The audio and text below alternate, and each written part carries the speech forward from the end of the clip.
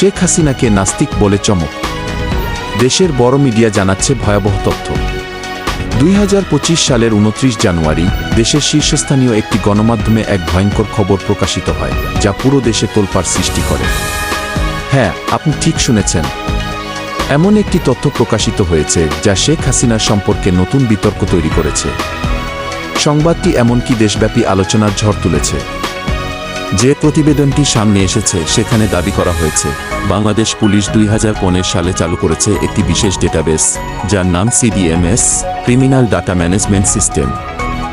এই সিস্টেমে অপরাধীদের সমস্ত তথ্য সংরক্ষণ করা হয় এবং এক বিশেষ কলামে শেখ হাসিনার ধর্মীয় পরিচয় হিসেবে লেখা হয়েছে নাস্তিক। শিওর? আপনি কি বিশ্বাস করতে পারছেন? শেখ হাসিনার ছেলে মেয়ে সম্পর্কে কি জানা গেল? প্রতিবেদন অনুযায়ী তার মেয়ে শায়মা ওয়াজেদ পুতুলের নামের পাশে ধর্ম হিসেবে ইসলাম লেখা হয়েছে, কিন্তু শেখ হাসিনার ছেলে সজীব ওয়াজেদ জয়ের ধর্মীয় পরিচয় সম্পূর্ণ অনুপস্থিত। এটা কি চরম বিতর্কের বিষয় নয়? তবে সবচেয়ে অবাক করা তথ্য হল, পিসিপিআর রেকর্ডে শেখ হাসিনার নামের পাশে হত্যাকারী এবং তার বয়স হিসেবে ৭৬ বছর লেখা হয়েছে। কিছুতেই কি বিশ্বাস হচ্ছে না? এটি সত্যিই ঘটে গেছে।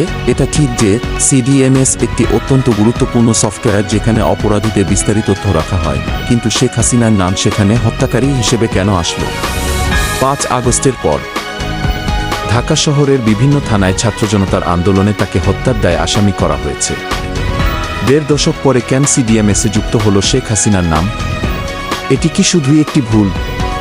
এই প্রতিবেদন প্রকাশ হওয়ার পর ঢাকা মহানগর পুলিশের উপকমিশনার মিডিয়া মোহাম্মদ তালেবুর রহমান দাবি করেছেন পিসিপিআর রেকর্ড পুলিশের গোপনীয় তথ্য, এবং তাদের দাবি সংবাদটির তথ্য সঠিক নয়। তবে এ প্রশ্নের উত্তরের রহস্য কি? কেন এমন বিতর্কিত তথ্য সামনে এলো? এখন আপনার মতামত কি? এমন ভয়াবহ তথ্যের পেছনে কি আসল সত্য রয়েছে, নাকি এটি শুধুমাত্র ভুল বোঝাবুঝি?